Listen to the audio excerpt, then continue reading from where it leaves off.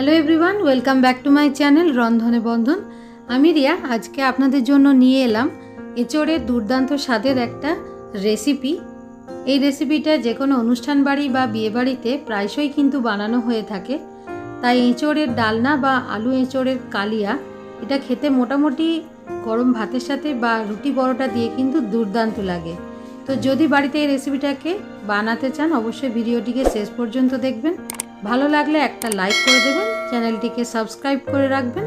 তো চলুন শুরু করা যাক। তো এখানে এঁচোড় রয়েছে কচি কচি দেখে, এঁচোড় যেহেতু এখন বাজারে পাওয়া যাচ্ছে তাই সেই ধরনের এঁচোড় নেওয়া হয়েছে। তো এঁচোড়টাকে একটু বড় বড় সাইজ করে কেটে নেওয়া হয়েছে।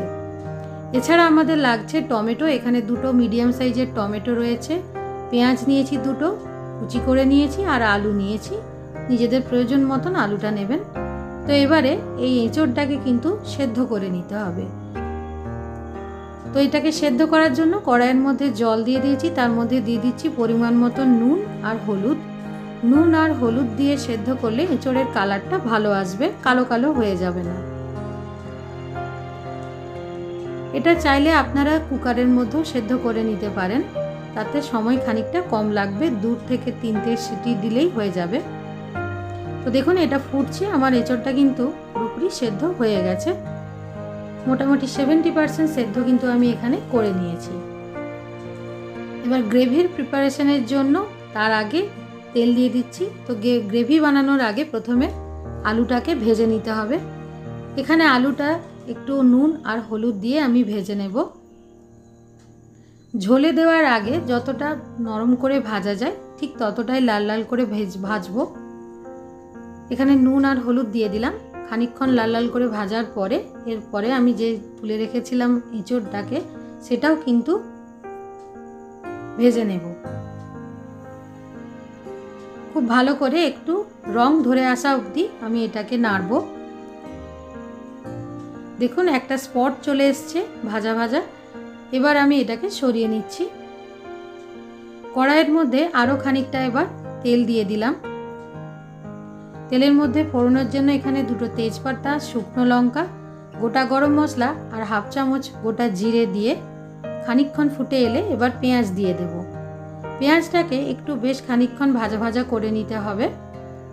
পেঁয়াজটা একটু খানিকক্ষণ ভাজা ভাজা হয়ে গেলে, নরম হয়ে আসলে আমি সঙ্গে সঙ্গে দিয়ে দিচ্ছি টমেটোটা। তারপর দিয়ে দিচ্ছি এখানে রসুন বাটা। এখানে রসুনের সাথে একটা পাকা লঙ্কা বাটা আছে, তার জন্য একটু লাল লাগছে। আর দিয়ে দিচ্ছি 1 চামচ আদা বাটা। এবার সব কিছু একসাথে একটু ভাজতে হবে। এটাকে নরম করার জন্য আমি একটু ঢাকা দিয়ে রাখছি। এবার একটা বাটিতে কিছু মশলা নিয়ে নিচ্ছি, যেগুলো গুঁড়ো মশলা এখানে দেব।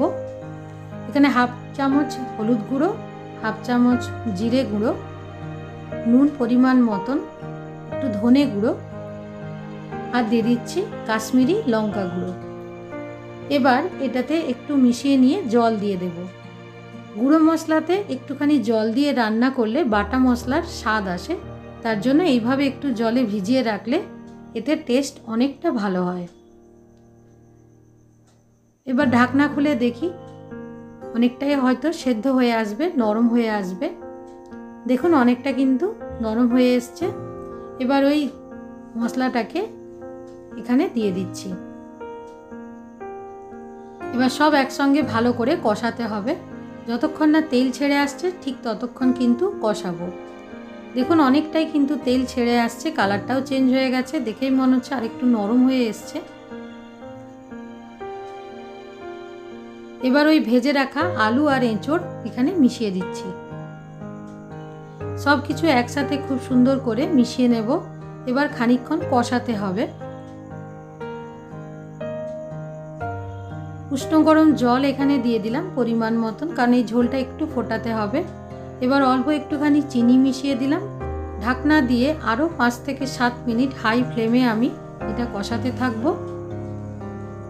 ঢাকনা খুলে দেখুন রান্নাটা অনেকটাই হয়ে এসছে। এবার শেষকালে গরম মশলা আর ঘি ছড়িয়ে দিচ্ছি 1 চামচ। 1 চামচ ঘি দিয়ে দিলাম। তো তৈরি হয়ে গেল আমার ইঁচড়ের আলু দিয়ে ইঁচড়ের ডালনা রেসিপি বা কালিয়া রেসিপি। ভালো লাগলে অবশ্যই একটা লাইক দিয়ে দেবেন। সাবস্ক্রাইব করে রাখবেন রন্ধনে বন্ধন চ্যানেলটিকে। ধন্যবাদ।